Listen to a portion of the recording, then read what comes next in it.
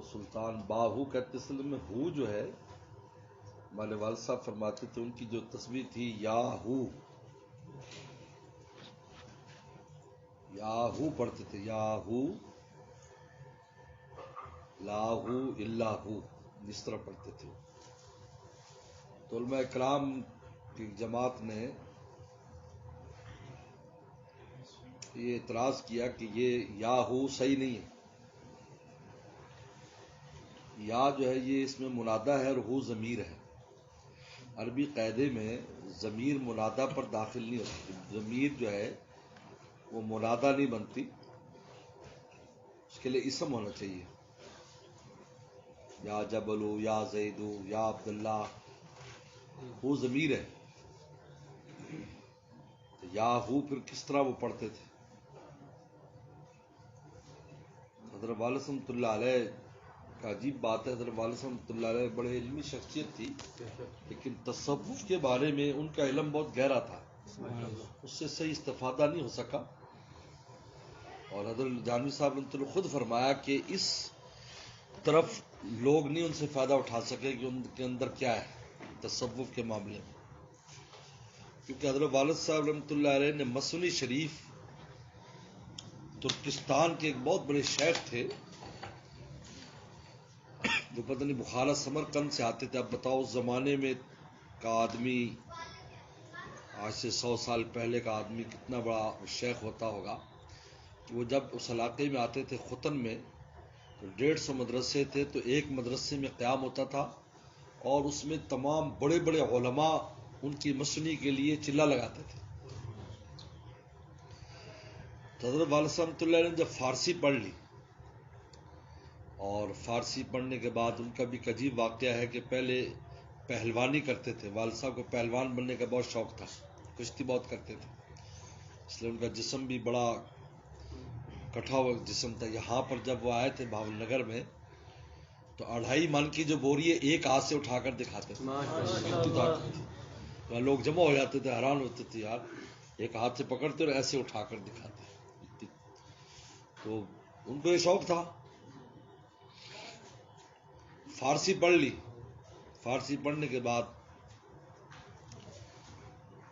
اپنی جب چھٹیاں ہوئی, جس طرح چھٹیاں آئیں, تو اپنے دوستوں کے ساتھ پہاڑوں پر سیر کے لیے چلے گئے.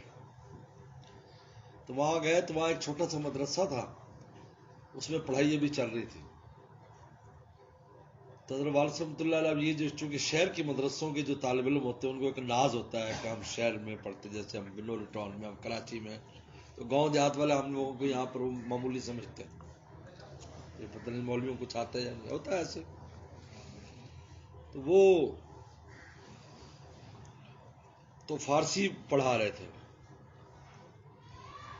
تو اس نے انہیں پوچھا استاد نے ان سے بھی, تم لوگ کہاں سے آئے؟ ان کا جی ہم فلاں مدرسے کے ہیں. ختن کے بڑے مدرسے کا نام لیا. اچھا کیا پڑھی؟ کہ ہم نے فارسی پڑھ لی, اولا پڑھ لی. ان کا اچھا یہ عبارت پڑھو فارسی کی. تو وہ صحیح پڑھی نہیں کیونکہ بس ایسے ہی پڑھا ہوا تھا. تو اس نے کہا کہ جی بھائی, انہوں نے 2-4 باتیں سنا دی. تو والد صاحب کے دل پر بہت اثر ہوا, اتنا اثر ہوا کہ بس شیطان نے جکڑ لیا کہ میں خودکشی کر لوں, اتنا اثر ہوا. اور پہاڑ پہ چڑھ گئے. دوستوں کو نہیں بتایا, وہ مدرسے سے رات کو چلے گئے, بس پہاڑ سے چھلانگ لگا دوں گا. اوپر گئے تو سردی بہت تھی, وہ سردی میں سارا جذبہ ٹھنڈا ہو گیا, دانت بجنے لگے. پھر واپس آئے, واپس آ کر پھر فارسی پر محنت کی. والد صاحب کے فارسی میں 100 استاد ہیں, جن میں استادوں کی بیویاں بھی ہیں, وہ بھی عالمات ہوتی, تو گھروں میں جا کے سبق ان سے لیتے تھے. چھوٹے تھے, ان سے جا کر سبق لیتے تھے. تو 6 مہینے میں فارسی میں بہت ماہر ہو گئے. ہو 6 مہینے میں. اور یعنی ایک استاد سے نہیں پڑھتے, کہتے ایک استاد ہو گیا تو پہلے اگلا یاد کر. تو اتنا ان کو جوش تھا کہ وہ یاد ہو جاتا, پھر دوبارہ جاتے, یار ابھی تو نے پڑھا ہے, پھر دوسرے استاد پر چلے جاتے, پھر اندر خواتین کے پاس چلے جاتے, وہ پڑھا دیتی. وہ ساری بڑی بڑی کتابیں جو زمانے میں رائج تھی وہ پڑھ لی. اب جب یہ فارسی پڑھ لی اور اولا وغیرہ پڑھ لی. وہ شیخ آئے رمضان کا چلہ، شعبان رمضان میں چلہ لگوانے کے لیے آتے تھے، اور بڑے بڑے علماء ہوتے تھے اس میں. تو ان علماء کو طالب علموں کے ساتھ ٹھہرا دیا جاتا تھا. تو طالب اکثر تو چلے جاتے تھے، لیکن والد رحمۃ اللہ علیہ چونکہ قریب گاؤں کے تھے، والد صاحب کے گاؤں کا نام شور باغ تھا. آج کل وہ شور باغ ایئرپورٹ روڈ کے اوپر شہر کے اندر آیا ہوا ہے ختم میں، لیکن اب بھی شور باغ لکھا ہوا. تو حضرت والد رحمۃ اللہ علیہ تو وہ کمرے میں ٹھہرے تھے. تو وہ طالب جو مصری کا سبق پہلا پڑھ کر آئے، تو دونوں عالم آپس میں بحث کر رہے ہیں وہ فارسی کے اوپر، مولانا رومی کے کسی شعر پر، لیکن وہ ترجمہ غلط کر رہے ہیں، انہیں غلط یعنی سمجھا اس لفظ کو. تو حضرت والد رحمۃ اللہ علیہ چھوٹے طالب علم تو اولا گئے، تو انہوں نے کہا یہ آپ صحیح نہیں کر رہے ترجمہ. ان کا بچہ آپ کو کیا پتا، یہ رومی کا اشعار ہے. اب وہ فارسی اتنی ماشاءاللہ اعلیٰ پڑھ لی تھی، انہوں نے کہا نہیں یہ لفظ یوں ہے، اس کا مادہ یہ ہے، اس کی گردان یہ سب کچھ. انہوں نے کہا آپ کو تو فارسی بہت اچھی آتی ہے. انہوں نے کہا یار ہمیں فارسی اتنی اچھی نہیں آتی، تو آپ نے شیخ کے درس میں ہمارے ساتھ جایا کریں تاکہ آپ ہمیں تکرار کرایا کریں. اب وہاں پر طالب علموں کو اجازت نہیں تھی، پہلے شہادت دکھانی پڑتی تھی کہ آپ دورہ حدیث کیا ہے، اس کے بعد شیخ بیٹھنے دیتے، کیونکہ وہ توجہات ڈالتے تھے، طالب علم تحمل نہیں کر سکتا تھا. تو وہ والد صاحب جب گئے تو شیخ نے کہا یہ بچہ کون ہے، کھڑا کر اس کو، نکالو اس کو یہاں سے. تو ان دو عالم تھے، مفتی بخارا سے آئے تھے، تو ان کو بڑے قابل قدر علماء میں سے تھے. تو نے کہا کہ جی یہ نہیں جی، ہمیں اس بچے کی ضرورت ہے، یہ فارسی بہت اچھی جانتا ہے، اور کل ہم اس طرح بحث کر رہے تھے اتنا سارا، تو ہم اتنی دور سے آئے ہیں، تو ہم اسی کمرے میں ٹھہرے ہوئے ہیں، تو ہمیں تکرار کرانا آپ اجازت دے رہے ہیں. انہوں نے کہا میرا اصول نہیں اجازت دینے کا، لیکن آپ چونکہ بہت دور سے آئے ہیں، اور ویسے بھی وہاں سے ایک سفارش بھی لے کر آئے تھے بڑے علماء کی بھی، یہ بڑے علماء میں سے ہیں، ان کو توجہ خاص دیں شیخ سے. تو شیخ پہلے تو تحمل کیا، پھر اجازت دے دی. تو حضرت والد صاحب نے اس وقت اس شیخ سے مسئلے پڑھی. آپ اس سے ان کا تصوف میں قد اندازہ لگا سکتے ہیں. اولا کا طالب علم اور وہ ایک شیخ وقت سے جو بہت بڑا شیخ ہے، اس سے مسئلے شریف پڑھ رہے ہیں، اور کیسی توجہات ان کی پڑھی ہوں گی، اور کیسے ان کی دل کی کیفیات ہوئی ہوں گی.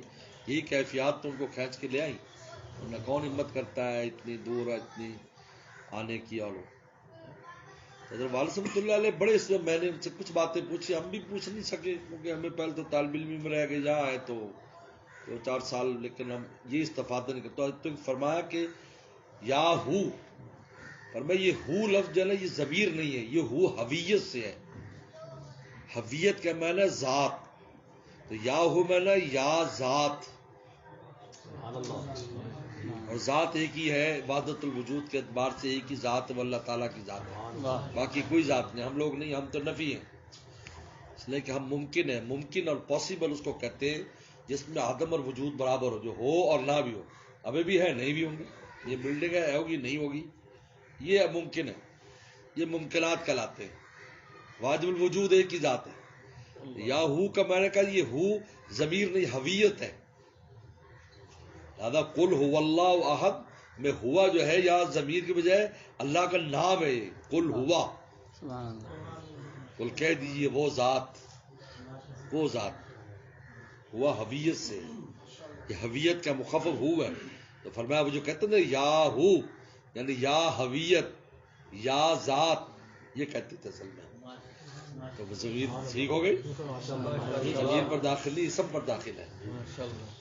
لاہو یعنی کوئی ذات نہیں ہے، الا ہو سوائے اللہ کی ذات. اس لیے ان کو حق باہو کہتے ہیں. حق یعنی ہو جو ہے وہ ان کا ذکر تھا، یا ہو یعنی یا اللہ. ہر ایک کا ہوتا ہے کہ یا رحمان پڑھتا ہے، کوئی یا رحیم پڑھتا ہے، ہر ایک بزرگ کا ایک غلبہ ہوتا ہے. تو ہو جو ہے یہ اس میں ذات، یا ہو لا ہو الا ہو، یا ہو یا من ہو لا ہو الا ہو، یہ ان کا ذکر ہے. یا ہو یا من ہو، یا وہ ذات جو باقی وہی ذات ہے، لا ہو الا ہو، کوئی نہیں ہے سوائے اس ذات کے. یہ ذکر حق باہو کا. دیکھ ہم یہاں کے صوفی ہیں لیکن والد صاحب کی نظر دیکھو، وہ ان کے بارے میں جانتے تھے. یہ فرماتے تھے یہ ہے. میں حق باہو بھی قیامت کے دن کہیں گے یہ مولوی صاحب نے تو بھائی ہماری لاج رکھ لی. مولانا صاحب نے ہماری لاج رکھ لی علمی طور پر، علمی طور پر. یہ ہے. اور ان کا ایک شعر ہے نا کہ مرشد دا دیدار وے باہو منو لکھ کروڑا حجا، یعنی مرشد کا دیدار جو ہے یہ لاکھ کروڑ حج کے برابر. یہ ان کا ایک جملہ ہے. تو اس میں بھی کوئی مبالغہ نہیں، لیکن ہمارے شیخ فرماتے تھے کہ فرض حج کرنے کے بعد نفلی حج کرنے سے پہلے کسی اللہ والے کے پاس وقت لگاؤ کہ جس کے پاس جا رہے ہیں اس کا تعارف ہونا چاہیے. اس لیے لاکھ کروڑا حجا کہا، کیونکہ ایک اللہ والے کا ہم نے اپنے شیخ سے سنا کہ حاجی جا رہے تھے.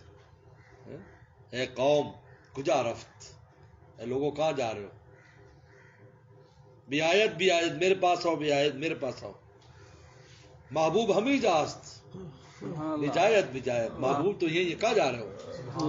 یعنی مجھ سے اللہ کا تعارف حاصل کرتے ہیں. جب گھر والے کا تعارف ہوگا تو گھر جانے کا مزہ آئے گا.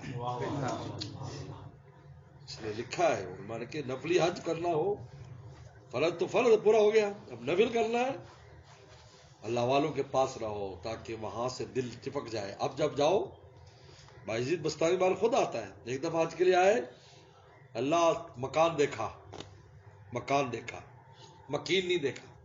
پھر دوبارہ آئے تو انوارات نظر آئے، اللہ آثار نظر آئے مکین کے. پھر آئے ایسی کھلی تجلیات، ہاں اللہ اب وصل ہوا، اب دیکھ.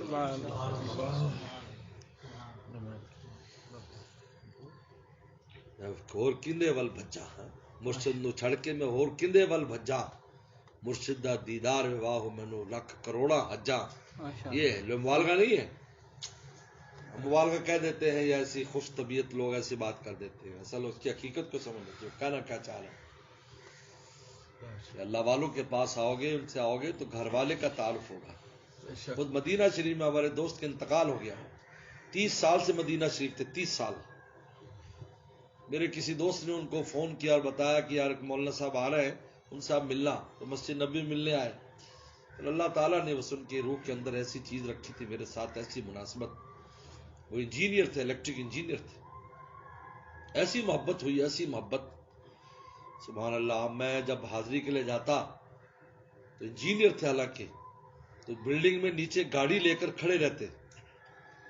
ہفتے کے لیے میں 10 دن چھٹی لے کر مدینہ شریف میں ہر وقت گاڑی لے کر، جیسے ڈرائیور کھڑا ہوتا ہے کہ اوپر سے کوئی بلکہ بچے بھی جاتے تو کوئی بھی جب نیچے جاتا تو ان کی گاڑی حاضر ہوتی، کہیں جانا ہے، مسجد نبوی جانا ہے، ادھر جانا ہے، ہر وقت ایسی ڈیوٹی دیتے تھے.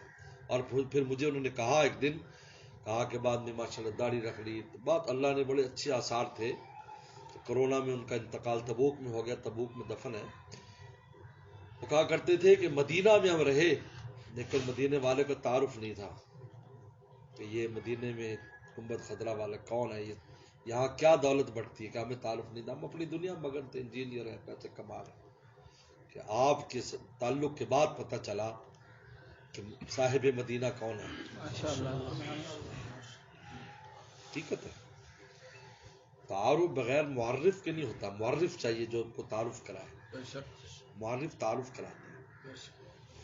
اگر معرف نہیں ہے کبھی تعارف نہیں ہوگا. ساتھ بیٹھو گا پتہ نہیں، تیسرا بندہ کہتا ہے یار یہ فلانا ہے، اچھا اچھا اچھا اچھا اچھا، نہ تو ہو گئے نہیں. تو یہ ہے ماشاءاللہ.